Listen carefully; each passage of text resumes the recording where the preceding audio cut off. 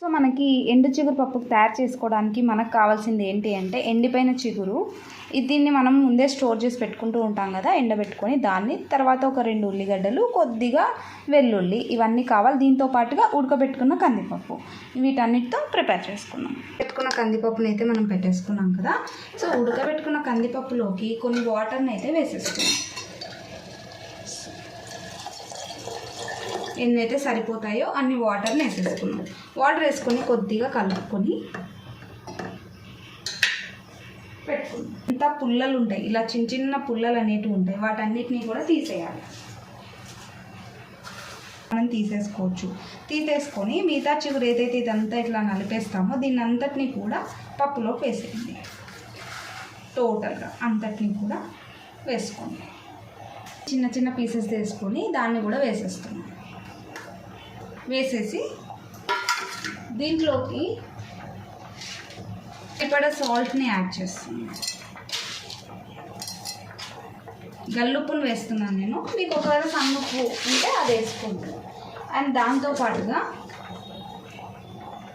కొద్దిగా పసుపును కూడా యాడ్ చేస్తాను. కొద్దిగా గ్యాప్ పెట్టండి, మూత పెట్టేసేసి ఒక 15 మినిట్స్ వరకు కదిలేకుండా. కన్సిస్టెన్సీ అనేది దగ్గర పడుతూ ఉంది. సో కొద్దిగా గట్టిగా అవ్వడానికి స్టార్ట్ అయిందన్నమాట. చూస్తున్నారు కదా ఎంత బాగా, కొద్దిగా మాత్రమే నీళ్ళు ఉన్నాయి.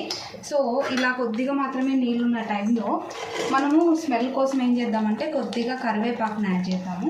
అండ్ దాంతోపాటుగా మనము కాబట్టి ఏదైతే ఎండు కారం పొడి ఉంటుందో దాన్ని వేసుకుందాం. నాకైతే 1.5 టేబుల్ స్పూన్ అయితే పడుతుంది, ఎందుకంటే మేము కొంచెం కారం తింటాం కాబట్టి. సో అంతటినీ కూడా వేసేసుకొని పెద్దగానే అయిపోయి ఉంటుంది కాబట్టి ఎక్కువగా అనాల్సిన అవసరం అయితే ఉండదు. చూస్తున్నారు కదా, చూస్తుండగానే చూడండి ఎలా గట్టి పడుతుందో. సో అంత కారం పొడి మొత్తం కూడా పచ్చి చిగురు ఎలా అయితే ఉంటుందో సేమ్ అలానే ఈ చిగురుతో కూడా అంతే టేస్టీగానే ఉంటుంది. చాలా బాగా టేస్టీగా ఉంటుంది. సో మనకి కరెక్ట్గా ఒక 15. సో పప్పు అయితే చాలా గట్టిగా తయారైపోయింది. సో దీన్ని మనం దించేసుకుందాం. దించేసుకొని ఇదే స్టవ్ మీదనే మనం ఏం చేద్దామంటే ఒక బాణలిని పెట్టేద్దాం. బాణలిని పెట్టేసేసి దాంట్లోకి ఒక 2 టేబుల్ స్పూన్స్ ఆఫ్ ఆయిల్ని వేసుకుందాం. వేసాక జీలకర్ర, ఆవాలు అన్నీ కలిపినవి వేసేస్తున్నాను. వేసేసి ఈ వెల్లుల్లిని యాడ్ చేసేస్తున్నాను. యాడ్ చేసేసి కొద్దిగా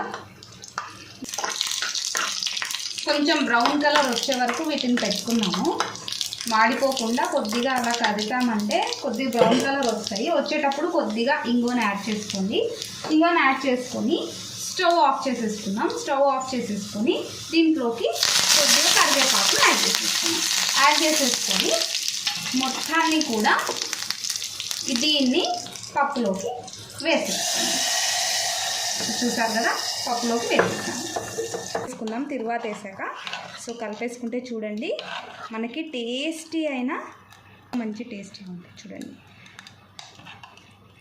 చూడండి కలర్ కూడా ఎంత బాగా వచ్చిందో, సూపర్ కదా. ఎంత సింపుల్గా మనకి రెడీ అయిపోయిందో. ఎండు చిగురు ఉంటే చాలు, స్టోర్ చేసి పెట్టుకున్నాము అని అంటే మనము మళ్ళీ పచ్చి చిగురు వచ్చే వరకు కూడా మనం ఇది టేస్ట్ని ఫాలో అవుతూ ఉండొచ్చు మర్చిపోకుండా. సో చూసారు కదా.